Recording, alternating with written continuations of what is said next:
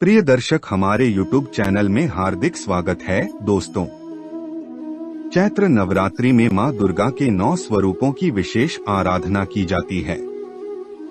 नवरात्रि की महाअष्टमी और महानवमी तिथि के दिन हवन और कन्या पूजन के बाद व्रत का पारण किया जाता है। अष्टमी तिथि पर महागौरी का पूजन किया जाता है और नवमी पर मां सिद्धिदात्री का।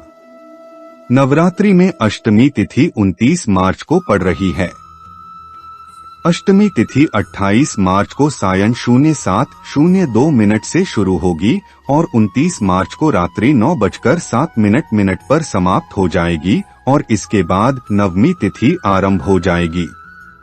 महानवमी 29 मार्च को रात्रि 09:07 से आरंभ होगी और 30 मार्च को रात्रि 11:30 तक रहेगी। इसीलिए कन्या पूजन 30 मार्च को किया जाएगा। महाअष्टमी कन्या पूजन का शुभ मुहूर्त। शोभन योग आरंभ 28 मार्च रात्रि 11:36 पर। शोभन योग समाप्त 29 मार्च दोपहर 12:13 तक। यदि आप महाअष्टमी पर कन्या पूजन करते हैं तो 29 मार्च को 12:13 तक आप कभी भी कन्या पूजन कर सकते हैं। इस मुहूर्त में कन्या पूजन फलदायी होता है। ब्रह्मा मुहूर्त प्रातः 4:42 से 05:29 तक। ब्रह्मा मुहूर्त में मां दुर्गा को प्रसन्न करने के लिए ऐं ही क्लीं चामुंडाय विच्चे बीज मंत्र का जाप करें। महानवमी कन्या पूजन शुभ मुहूर्त। सर्वार्थ सिद्धि योग 30 मार्च प्रातः 6:14 से 31 मार्च प्रातः 6:12 तक। ब्रह्मा मुहूर्त प्रातः 04:41 से प्रातः 05:28 तक। इस समय या देवी सर्वभूतेषु लक्ष्मी रूपेण संस्थिता नमस्तस्यै नमस्तस्यै नमस्तस्यै नमो नमः मंत्र का जाप करें। महानवमी के दिन अभिजीत मुहूर्त प्रातः 11:45 से दोपहर 12:30 तक। सर्वार्थ सिद्धि योग में किए गए सभी कार्य सिद्ध होते हैं। इस दिन बृहस्पतिवार होने के साथ सुबह से पुनर्वसु नक्षत्र रात्रि 10:58 तक रहेगा। ये योग कन्या पूजन के लिए अतिशुभ माना जाता है। नवरात्रि में अष्टमी या फिर नवमी को कन्या पूजन करने का विधान है और कन्या पूजन के बाद व्रत का संपूर्ण फल प्राप्त होता है। कन्या पूजन में छोटी छोटी कन्याओं को आदर पूर्वक घर बुलाकर उनकी पूजा की जाती है, उन्हें भोजन करवाया जाता है और उन्हें पकवान खिलाए जाते हैं और यथासंभव दक्षिणा दी जाती है।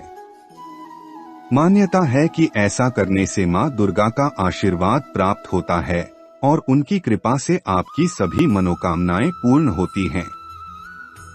वहीं अगर आप कुछ गलतियां कर देते हैं तो मां दुर्गा नाराज हो जाती हैं। आइए आपको बताते हैं कि कन्या पूजन में किन बातों का ध्यान रखना चाहिए और किन नियमों का पालन करना चाहिए। परंपराओं के अनुसार कन्याओं को जब विदा किया जाता है तो विदाई में उनको कोचा दिया जाता है। इस कोचे में चावल और गुड़ दिया जाता है। मान्यता है कि इससे आपके घर के धनधान्य में वृद्धि होती है। नवरात्र में भी आप कन्या भोज करें तो विदा करते समय कन्याओं को उपहार के साथ थोड़ा सा चावल और जीरा भी देना चाहिए।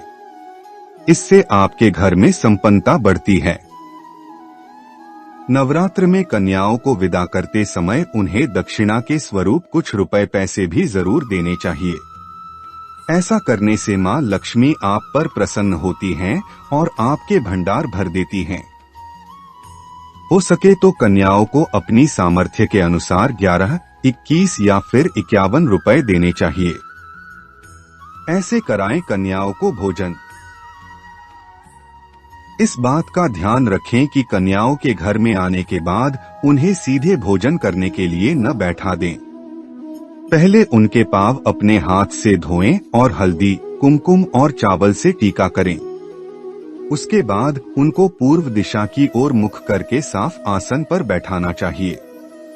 फिर कन्याओं को खीर, पूड़ी, सब्जी और हलवा चना परोसें।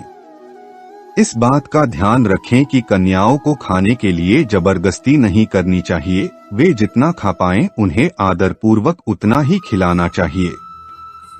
कितनी होनी चाहिए कन्याएं? अष्टमी और नवमी के दिन कन्या पूजन करते वक्त हम अपने घर पर कन्याओं को बुलाते हैं। ऐसे में आप ध्यान रखें कि 7 से कम कन्याएं ना हो। वहीं कहा तो ऐसा भी जाता है कि 9 कन्याएं बिठाना सबसे शुभ होता है।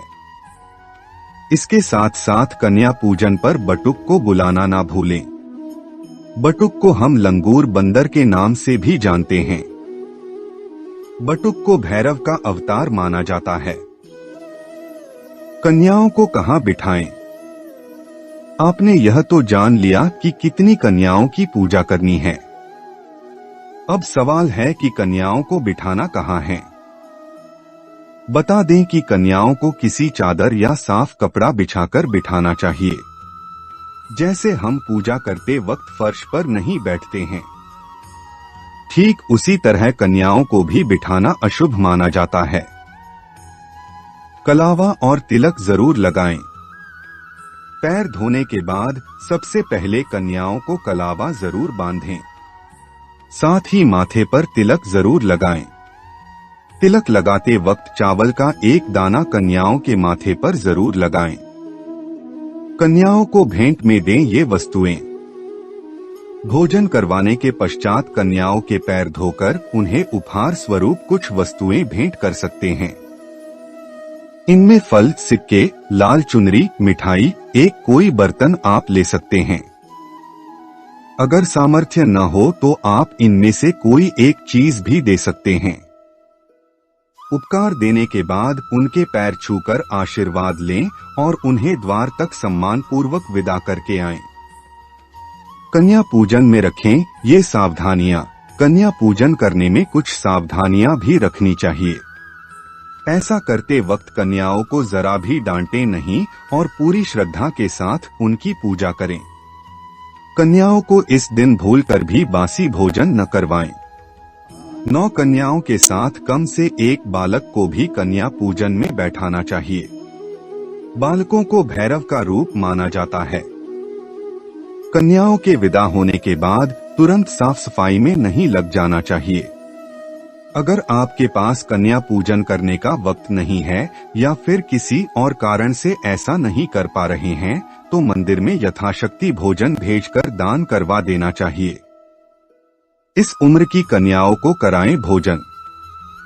कन्या पूजन में शामिल करने के लिए 2 से 10 वर्ष की कन्याओं को बुलाना चाहिए। इनकी संख्या कम से कम 9 तक होनी चाहिए। कन्या पूजन के दौरान कन्याओं को माता रानी का रूप समझकर पूजा करनी चाहिए। मान्यता है कि यदि अविवाहित कन्याएं ऐसा करती हैं तो उनके शीघ्र विवाह के योग बनते हैं। कन्या पूजन में न करें ये गलतियां। कन्याओं का भूलकर भी किसी प्रकार के अपमान न करें। कन्याओं के लिए जो भोजन बनाएं उसमें भूलकर भी लहसुन प्याज का प्रयोग न करें। कन्याओं को भोजन करवाने से पहले भोजन को जूठा न करें और को कन्याओं से पहले खाने को दें। कन्या पूजन में कन्याओं के साथ गलती से भी भेदभाव न करें। 2 बड़ी नवरात्रि के अतिरिक्त आने वाली गुप्त नवरात्रि में भी कन्या पूजन का विशेष महत्व है। कन्याएं साक्षात देवी का रूप होती हैं, पवित्र मानी जाती हैं। शास्त्रों के अनुसार 1 कन्या की पूजा से ऐश्वर्य, 2 की पूजा से भोग और मोक्ष, 3 की पूजा अर्चना से धर्म, अर्थ व काम, 4 की पूजा से राज्य पद, 5 की पूजा से विद्या, 6 की पूजा से 6 प्रकार की सिद्धि, 7 की पूजा से राज्य, 8 की पूजा से संपदा, अष्ट सिद्धि और 9 की पूजा से नवनिधि तथा पृथ्वी के प्रभुत्व की प्राप्ति होती है। कुछ लोग नवमी के दिन भी कन्या पूजन करते हैं, लेकिन अष्टमी के दिन कन्या पूजन करना अधिक श्रेष्ठ रहता है। कन्याओं की संख्या 9 हो तो अति उत्तम है, नहीं तो 2 कन्याओं से भी काम चल सकता है। कन्याओं की आयु 10 साल से ज्यादा नहीं होनी चाहिए। शास्त्रों में 2 साल की कन्या कुमारी, 3 साल की त्रिमूर्ति, 4 साल की कल्याणी, 5 साल की रोहिणी, 6 साल की कालिका, 7 साल की चंडिका, 8 साल की शांभवी, 9 साल की दुर्गा और 10 साल की कन्या सुभद्रा मानी जाती हैं। भोजन कराने के बाद कन्याओं को दक्षिणा देनी चाहिए। इस प्रकार महामाया भगवती प्रसन्न होकर मनोरथ पूर्ण करती हैं। दोस्तों, इस चैनल का मकसद यही है, हिंदू सनातन धर्म ग्रंथ ऋषि मुनि के प्राचीन रहस्य ज्ञान आप तक पहुँचे, जिसे आप अपने जीवन में लाभ उठा सकें। और ऐसे ही ज्ञान भरी गुप्त रहस्य बातें जानने के लिए हमारे चैनल को सब्सक्राइब करें, लाइक करें और कमेंट में हर हर महादेव लिखना ना भूलें। धन्यवाद।